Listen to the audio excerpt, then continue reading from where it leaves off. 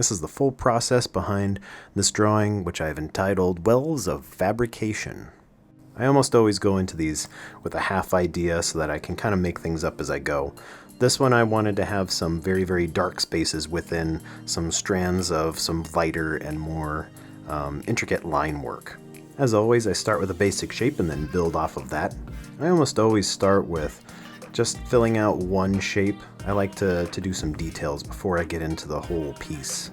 I was drawing this one during pretty much all throughout December. And December at work is the hardest month. Since I work retail, I work at a jewelry store, a high-end jewelry store. And we are very busy, so it's a lot of work to try to do this on the side. I am still just building off of that one strand that I drew very first. Sometimes I like to spend a lot of time getting these initial details down. These time lapses are so satisfying to watch. You can get that instant gratification of building something out that takes 20 to 30 minutes sometimes. I'm starting to build up the black portion, the dark portions of this piece right here. So I have to go around the outline of the rest of these lines without trying to interfere with it too much. I made a lot of mistakes during this part. I went over quite a few of the lines, but thankfully if you just cover them up, you don't really see it in the end, which is nice.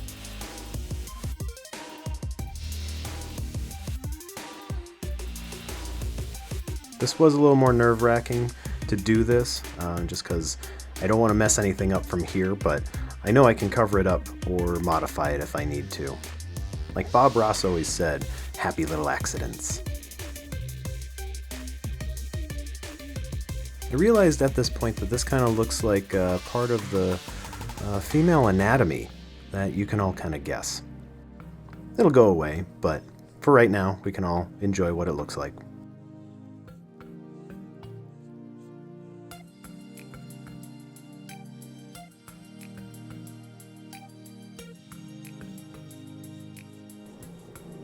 Before I go back in and color this in with a few different shades of black, I'm going to enclose the piece and then do some other details around it to get the best look possible.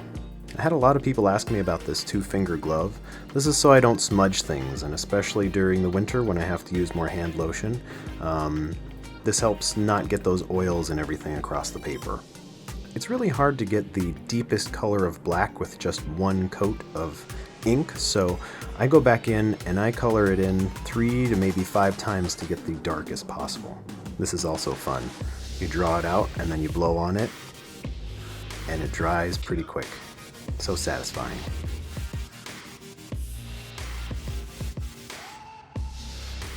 So that was coat 2. Here's coat 3 and 4. I didn't record it, but I did another layer after that, so 5 coats to get the black that I want.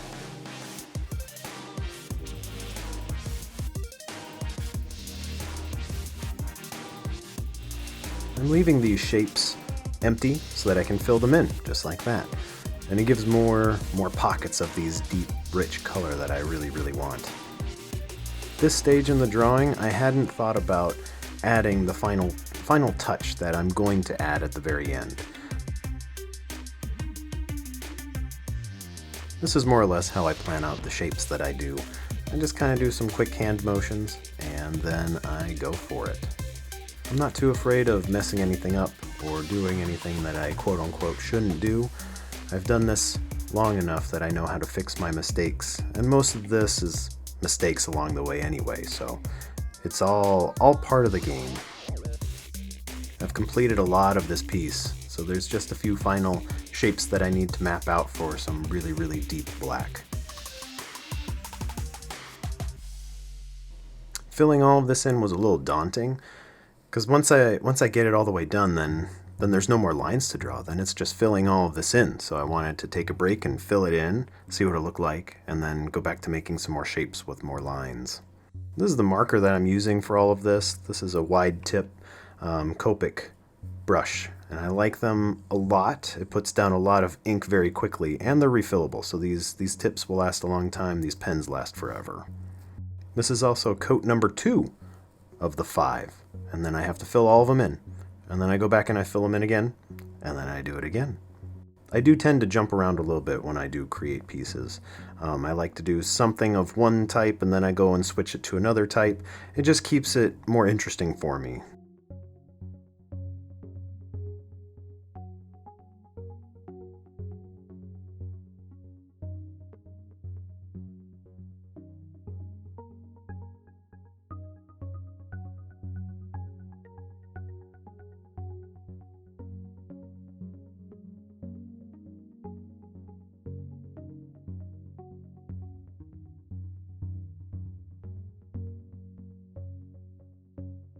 While editing, the last 30 seconds of time lapse was just so fun to watch that I couldn't talk over it. It was right about here that I realized what I wanted to do with these inky black spots. I wanted to fill them in with another color, so I had to get some acrylic to go on top of it.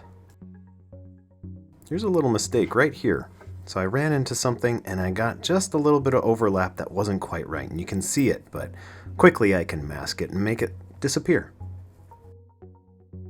While I'm drawing for hours, my cat Amaru likes to remind me that she needs attention, and she comes in with a toy and she'll want to play and she'll yell at me. She's very vocal and also mostly blind. You'll hear her in a second.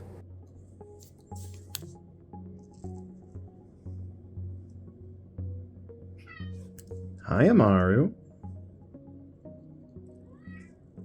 I know I'm neglecting you, aren't I? I'm not throwing your amazing, awesome toy.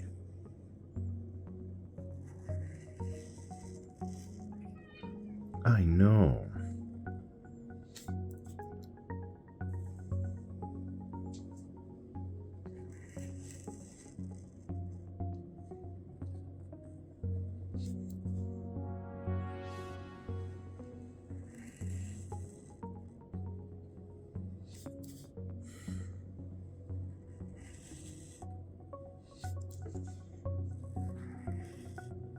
Uh-oh, is she being naughty? You are? This is what I wanted to add over top of it. And this next part is oh so satisfying. I don't even want to talk over this.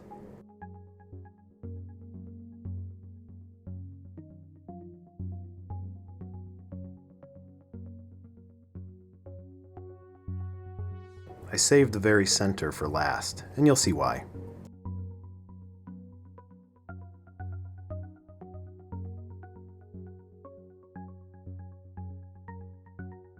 And here's the final product. This turned out vastly different than how I wanted it to in the beginning, but I am oh so happy. Don't forget to like, subscribe, leave a comment, do all the things, push all the buttons. You can also find me on other social medias. Just search for my name, or link in the bio.